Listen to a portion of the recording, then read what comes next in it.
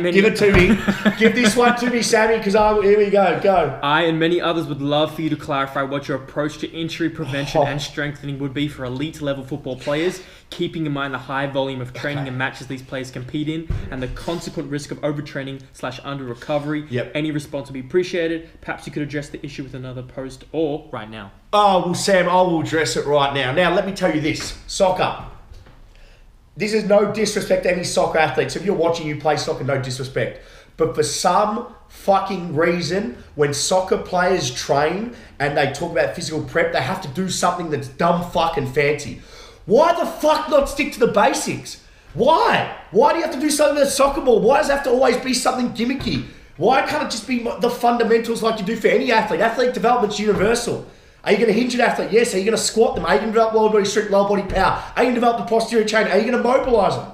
Why not stick to the fundamentals? But for some reason, soccer has to be big on this proprioception. Got to be big on standing on some sort of Bosu ball and doing some sort of movement. Using a soccer ball, because everything's got to be specific. You know, heaven forbid if you do something fundamental with a barbell. And for some reason in soccer, I see it all the time, something gimmicky. And I always wonder, why the fuck are they doing that?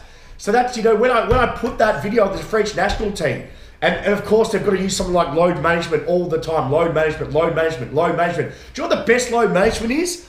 Getting stronger, getting more powerful. That's the best load management system, because if you get stronger, you get more powerful. Your body can handle greater loads, okay? Because you're raising your chronic load up. That means you're not going to get injured. So if you actually train and prepare properly, and you actually don't do something that's so gimmicky and shit that will get you injured at the end of the day, because an athlete that is stronger, the athlete that is more efficient, an athlete that is more mobile, is more resilient and more robust to injury. That means they're not going to get injury. So you really don't have to worry about your training loads if you're training properly. But for some reason, I don't know what it is about your fucking sport. No disrespect to your sport. I like your sport. I watch it. But for some reason, the physical prep of fucking soccer is fucking retarded. It is retarded. And the whole thing that they'll use against me is, oh, but we play fucking so many games per year. Well, so fucking what? So what? Why? Does that mean you can't train properly? Does that mean that you can't lift properly? Does that mean you can't squat or deadlift? Does that mean you can't hinge and develop your posterior chain? No, it doesn't. So stop making a fucking stupid excuse like that you can say that any of that shit. And yeah, some of the stuff on that video was okay. Some of the stuff was okay. I think that is signaling RDL and proprioception works okay. But if the core of your program is not, you know, you're hinging, you're squatting, you're deadlifting, your hip thrust, you know, the core is not that. For me, it's useless. I don't like it. And that's me. That's me, because I'm a big fundamentalist. I'm big on the basics, and that's how I see it. And for me, the best injury prevention program is just a proper physical preparation program. Okay? And then once again, from that, by training properly, by developing the posterior chain, by getting stronger through your lower body through your bilateral lifts, by getting stronger through your bilateral lifts, that facilitates your power and speed, because we know strength is a precursor to power and speed. Remember the power equation, power, and I want words on this now, Alex, so can we do it while my hands? Can you do it, you reckon? Yeah.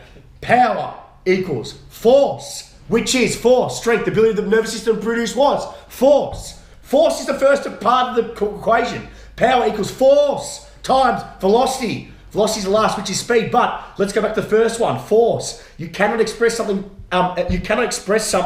Rapidly if you don't have it to begin with. Force is your foundation of your house. So if you have a house, yeah, that's your foundation. Okay? You cannot build a fucking house without foundation. And for some fucking reason, you need to beep out these fucks, because mum's going to crack it. But if you can beep out a few of them, I appreciate it. But it's your house. But for some reason, everyone misses the house and they'd rather do fancy foot ladders, cone drills, because heaven forbid, because if you do cone drills or fast feet ladders, it's going to make you more fucking agile. No, it's not. It makes you look stupid. Stop doing it. Stick to the basics. Stick to the fundamentals that will make you a good athlete. Squat, deadlift, hinge.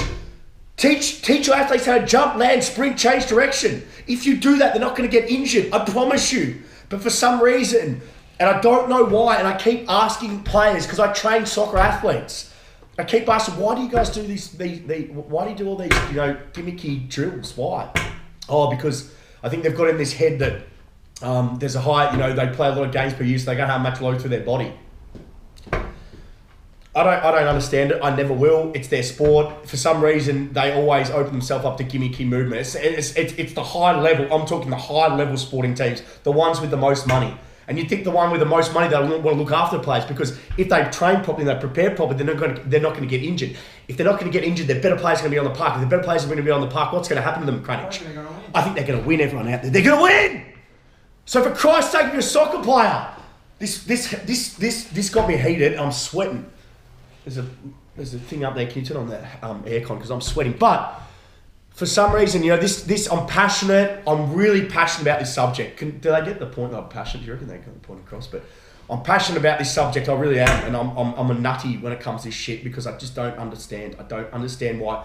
And people came, what's so bad about that? I don't think anything bad about that. Yeah, if you're in the circus, that's fine. But they're playing soccer.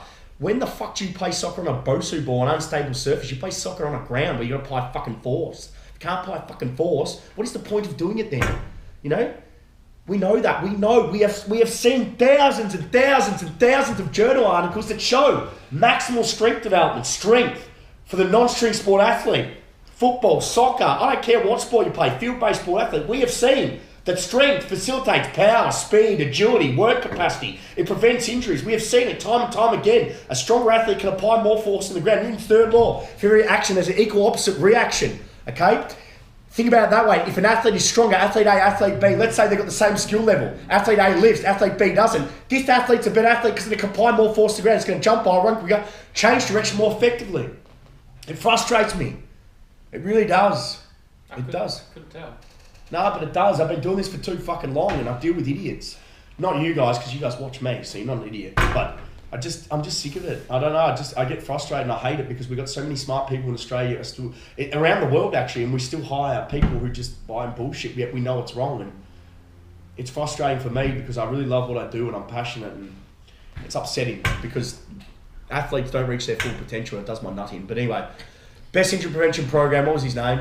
I've just lost Sam. Best injury prevention program is a proper strength and conditioning program that applies principles and practical sense for each individual athlete. Thank you, Sam. I'm just lost. Yeah,